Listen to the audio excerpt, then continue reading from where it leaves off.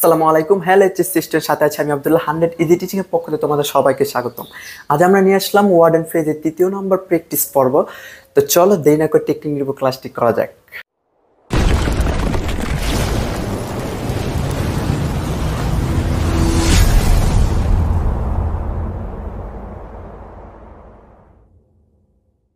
তো দেখো আমরা শুরু করবো বি থেকে। এ আর ই আমরা সবাই শেষে করবো, ঠিক আছে? আগে টেকনিক নম্বরগুলো এগুলো আগে করে নিই, ঠিক আছে? দেখো বি কি বলছে যে I dash take it tax দেন। আমরা কি লক্ষ্য করতে পারছি যে দেন, ঠিক আছে? দেখো দেন, তো দেন থাকা মানে কি উড রেদার নয়তো নো সোনার হেড। আর আমাদের বক্সে আসেই মাত্র কি would rather no sooner had নেই, তার মানে একটা শিওর উড রেদার, ঠিক আছে?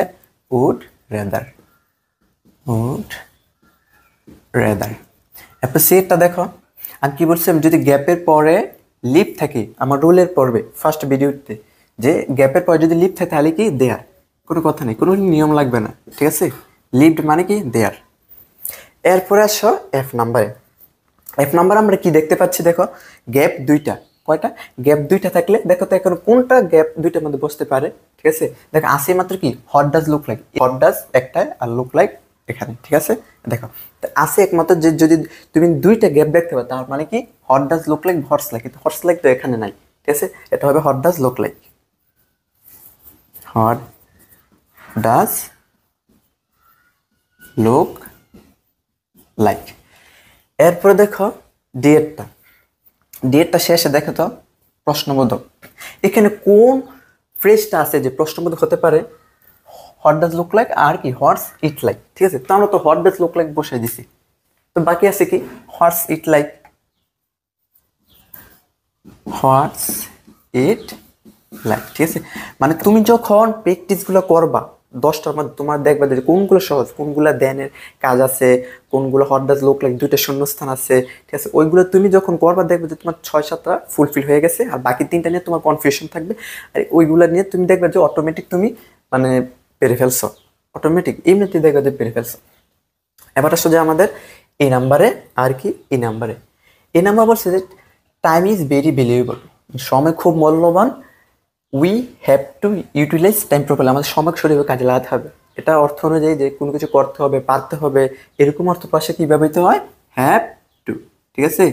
Have to. আর এই নাম্বারটা দেখো যে ইট ইজ উইন্টার, এটা হলো শীতকাল। ইউ বাই এ কোট, তোমার বরং একটা কোট কিনা উচিত, বরং কোট কিনা উচিত, বরং এরকম অর্থ কী ব্যবহৃত হয়? উচিত হ্যাড বেটার, ঠিক আছে? Had better.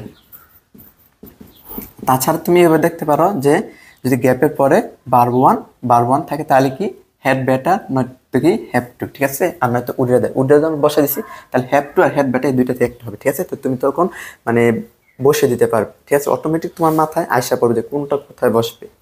এবার আসো আমরা জিয়ে যাই, ঠিক আছে?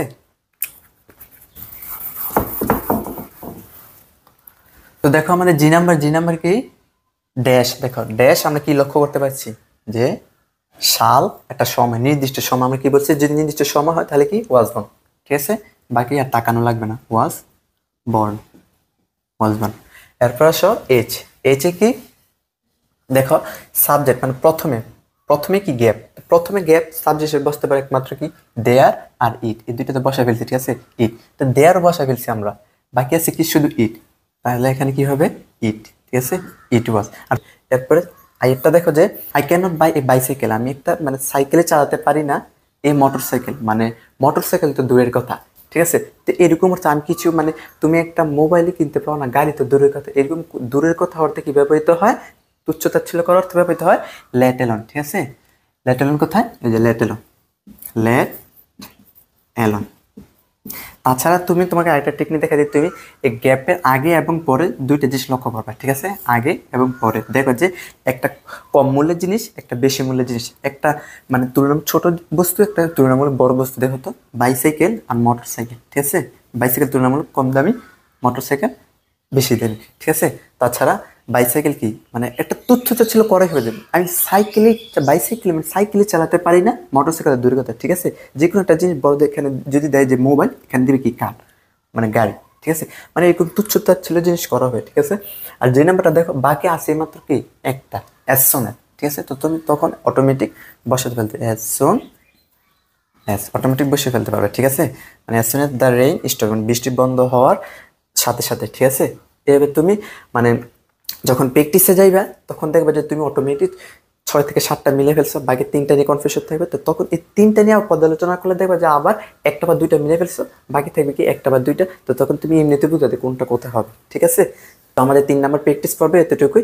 সো ভিডিওটি কেমন লাগলো তোমরা অবশ্যই কমেন্টে জানাবে, আর ভিডিওটি বেশি বেশি করে বন্ধুদের মাঝে শেয়ার করবে যাতে তারাও উপকৃত হতে পারে, ঠিক আছে?